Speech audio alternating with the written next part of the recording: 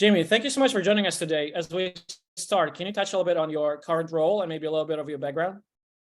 Yeah, absolutely. I'm currently a partner with JM Search. We are I believe we're a well-kept secret. We're a medium-sized retained executive search firm. And the area of focus myself and my team is really in three areas. They all related to technology and cybersecurity.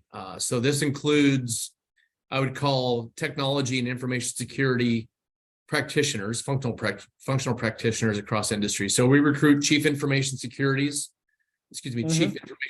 officers and the direct reports, chief information and chief technology officers and direct reports, help them build out their teams. And that spans pretty much all industries.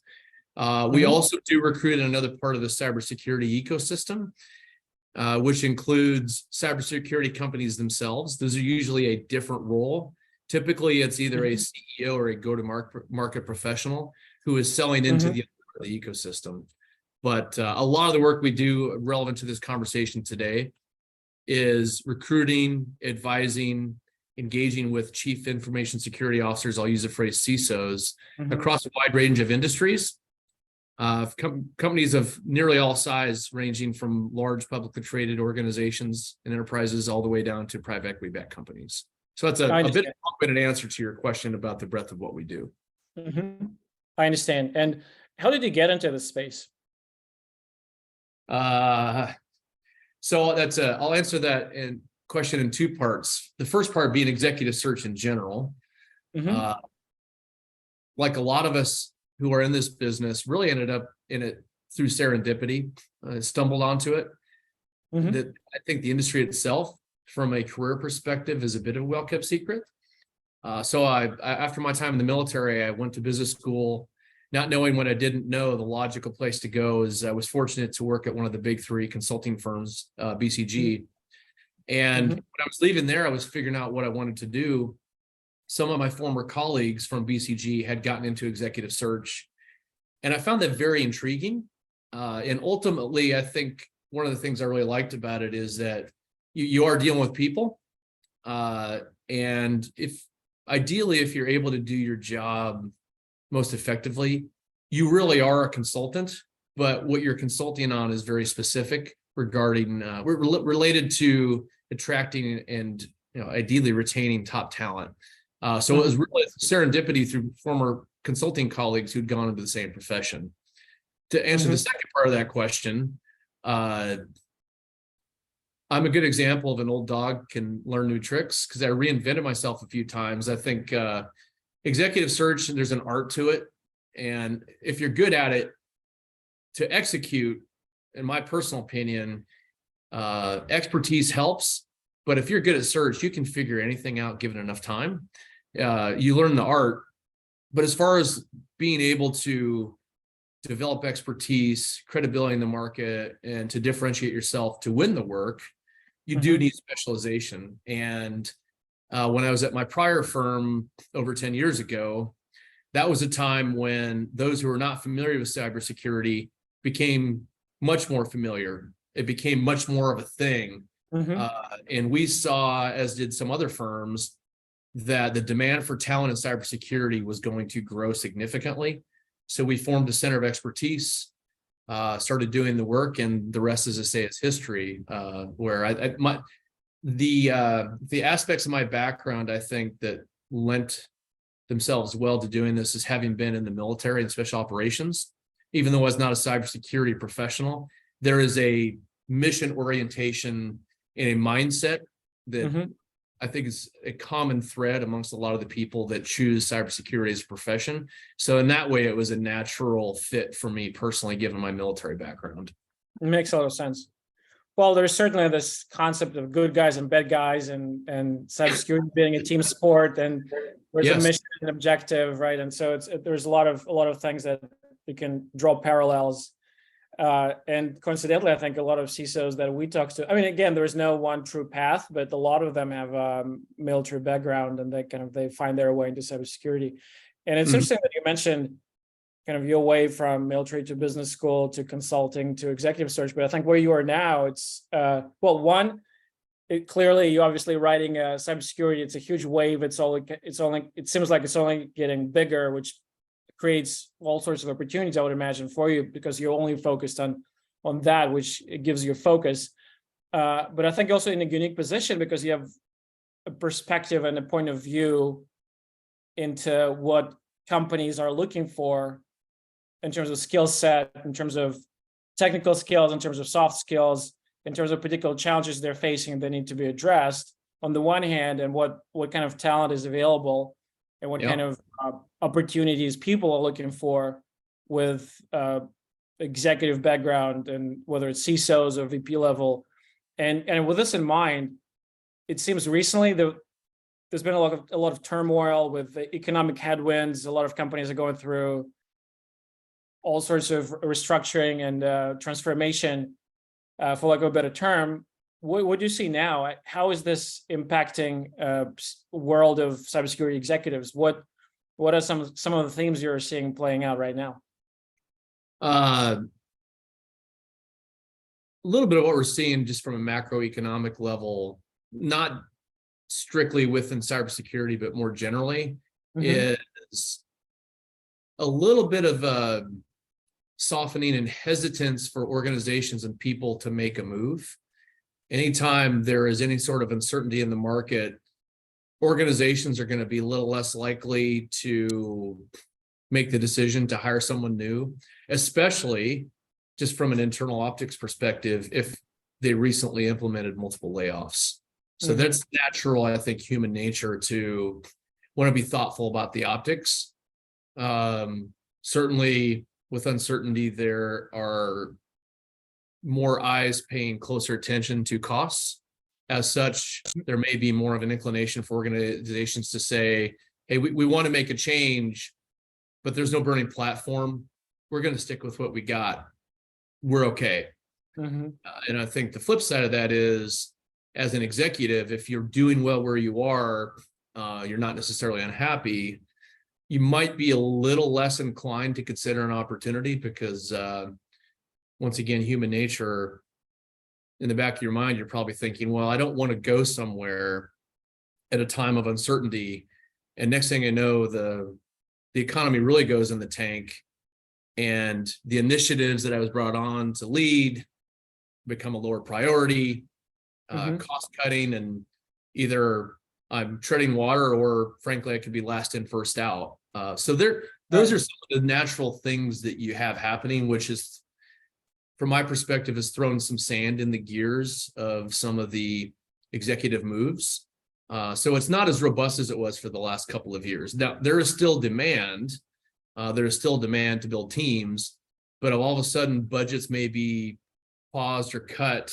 That can slow down some of the growth of cybersecurity teams ultimately.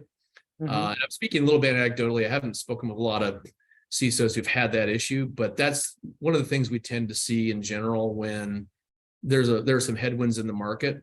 It just slows down the activity of executives making moves. And a lot of times what happens is, especially if, rather than promoting from within, if a CISO leaves and that company is inclined to hire externally, it creates a little bit of a domino effect, and it can happen in waves. Right now, it's just not maybe as robust as it was the prior 2 years. I don't have any data to back that up, but I think anecdotally it's directionally correct. And you see that across the board, or do you see certain industries being more impacted? Maybe technology, early stage, B, C, D round startups, healthcare, financial services, versus kind of the economy at large. And on the flip side, do you see maybe some bright spots? I don't know, maybe private equity doing roll-ups and they need talents to streamline the operations of the combined company. Like where do you see opportunities, and or you think it's kind of the slowing down and the sand in the gears? Is it impacting everyone? I think it's fairly broad. There are pockets of activity. The one obvious place where we've been recently seeing more interest from prospective candidates who are proactively open to new opportunities Mhm. I've seen it in financial services and technology primarily. Mm. Technology for a while, just because some of the, in particular, some of the larger companies have obviously had a lot of layoffs. Presumably, that cost conscious approach is extending beyond just some of the layoffs. And then the other obvious one, especially with the fallout of Silicon Valley Bank and other banks, there's been a bit of a ripple effect there, where we have found that some of the executives in financial services firms are a little bit more open to considering something else, because maybe the footing under them isn't quite as solid as it was previously. I understand. Those are the areas that I'm seeing it more personally recently. Otherwise, it's, I think, generally a little bit sluggish across company sizes and industries, pretty generally. Certainly, I understand. And as a result, do you see any compression in compensation packages, especially given that for some of the early stage companies, a part of the compensation is stock, and it's currently, whether it's public markets or private markets, it's fairly depressed. What kind of trends do you see there? I'm personally not seeing much difference. I think generally speaking, there's still a little bit of a demand supply imbalance. So when someone is willing to make a move, those who are in a good position, they're going to be less inclined to make a move unless it's really, really compelling. And compensation is one of the obviously important factors in that. So I have not personally seen any downward pressure on compensation, just a little less activity. But when people do make moves, they're still commanding pretty favorable compensation, generally speaking. I understand. Well, switching gears a little bit, thank you for providing this macro view. Sure. On what's going on right now. On a more tactical note, I know some of our members, they are either passively starting to search, whether maybe their own organization is kind of facing some of those headwinds, or maybe they feel they've accomplished everything they were hired to do and they're looking for a new, maybe bigger, more exciting opportunity down the line. And usually they come kind of in two flavors. Either they're looking for something that's a little bit further out. Maybe they're just thinking about it and just trying to understand where the market is at, but they're thinking they'll be actively searching maybe within 3 to 6 months time. So they're just, as they say, they're just selling the feelers out to see what's available. Yeah. Versus someone who's really either already kind of out of the current role and looking for a new one, or where the company is going through a drastic transformation with its reduction in force or whatever, where they need to be looking for something right now. So it's a little bit different scenarios. And I understand they say you need to dig the well before you need it. So you probably want to start understanding what the market looks like before you need it. But for those two groups, what would be your tactical advice? How to go about searching for a new opportunity? What are the time wasters? What are the kind of top 3 things to focus on? And on the flip side, I'm sure you work with a large number of CISOs, and kind of you're coaching them and guiding them to make sure it's a good match for the company, but also a good match for the CISO. So it's kind of this bridging those two worlds together to make sure it's a happy business relationship. What are you seeing some of the mistakes, some of the pitfalls that someone who maybe is starting this process for the first time, maybe in several years, maybe a little bit rusty, they haven't done it in a while? I'm sure there are certain things to look out for, and I'm sure you've seen it all. Yeah, let me unpack that a little bit. I'll start first with the cohort of executives who are not on a burning platform, but they see on the horizon it would make sense to consider making a move. That's a good place to be, because you can be selective in the opportunities you consider. Generally speaking, can be lower stress. And I would agree with you. The whole well analogy is very appropriate. The other phrase I've heard is the time to build a network is not when you need it, way before then. So I think I'm a big proponent of proactively managing your own career. There are multiple aspects of that. One of them, it's just a piece of a multi-pronged strategy, is to develop and continue to maintain good relationships with a broad array of executive recruiters.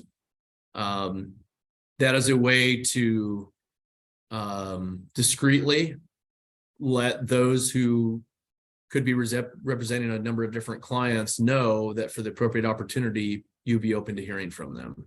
I think along with that, as you foster those genuine relationships, I've found that if you're willing to have the call, take the call, be very upfront and transparent about whether things are or not a fit, so that you're being mindful of your time and their time, that helps.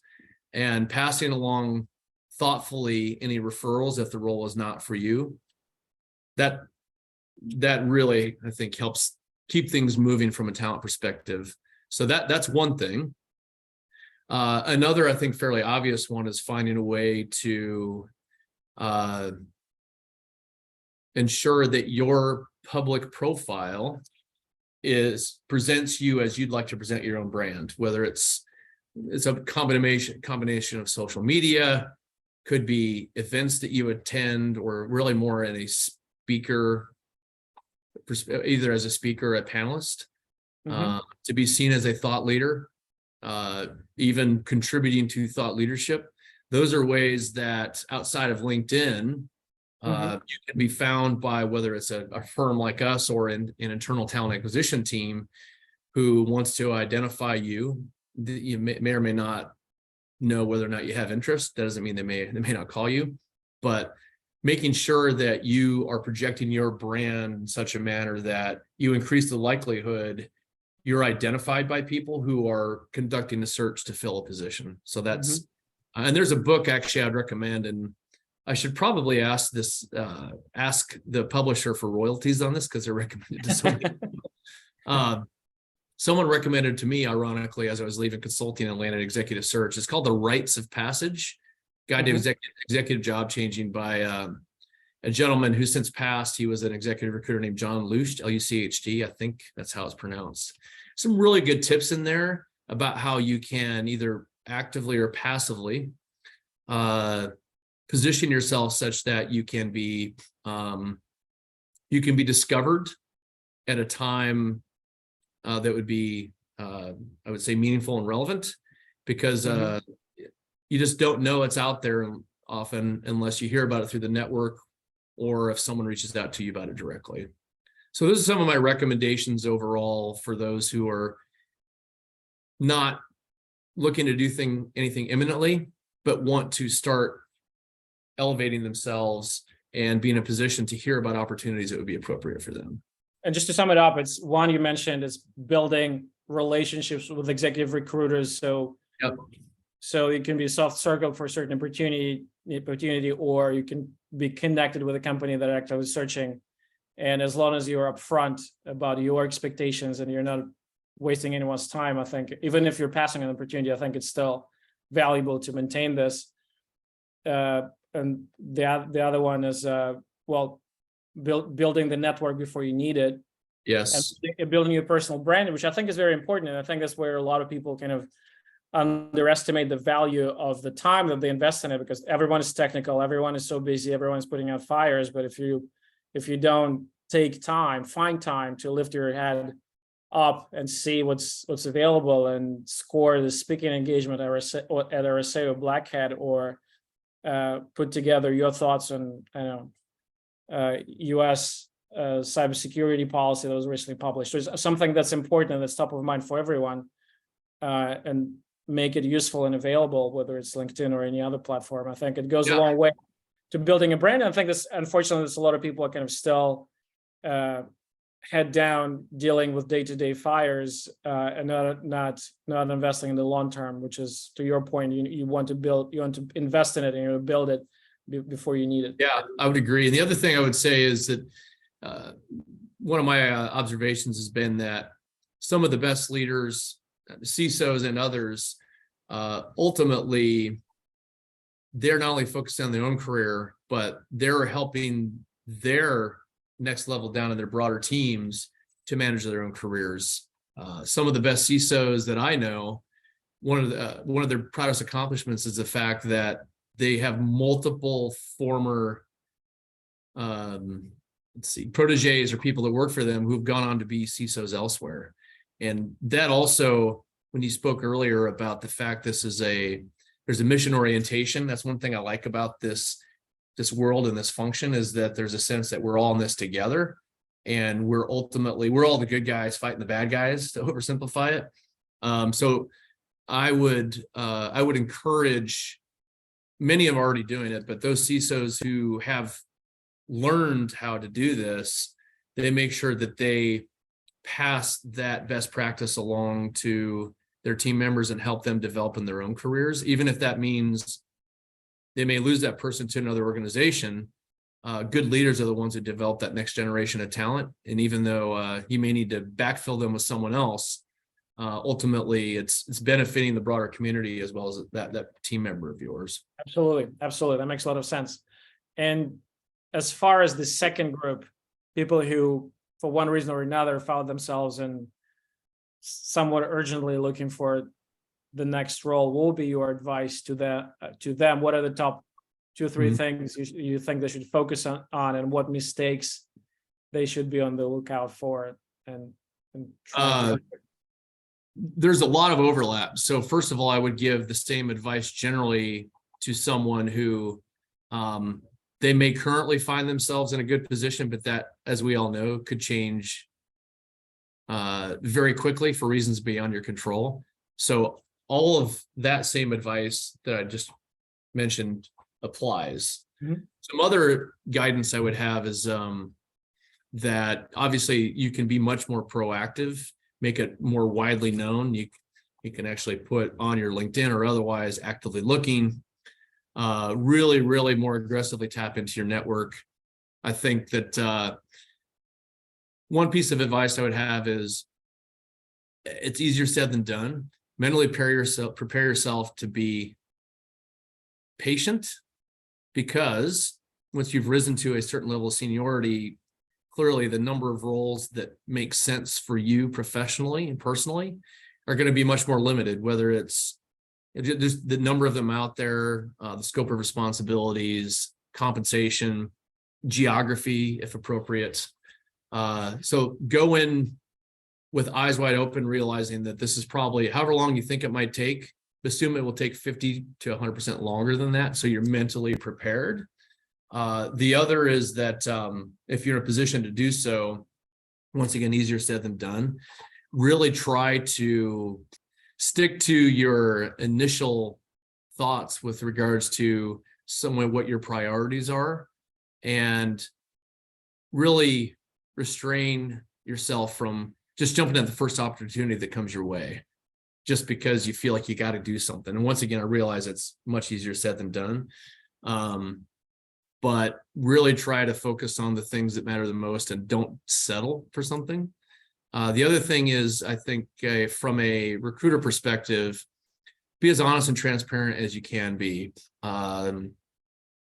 What we as recruiters generally don't like to see is if someone seems to be telling you what you want to hear just to get themselves in the process, even though maybe they're not as interested as you think, or maybe it's not as good of a role for them as you think it would be, or otherwise.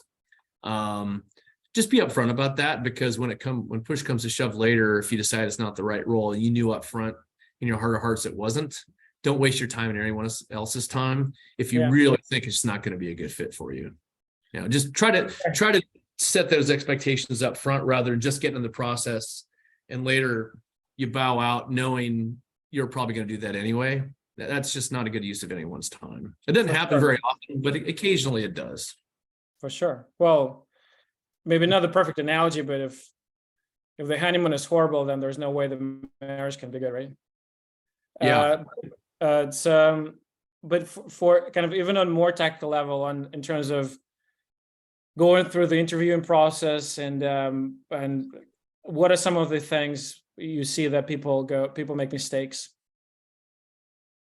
One of the biggest ones that I find is that even though a person may be very enthusiastic and they've done their homework on the company, that needs to translate in the interview.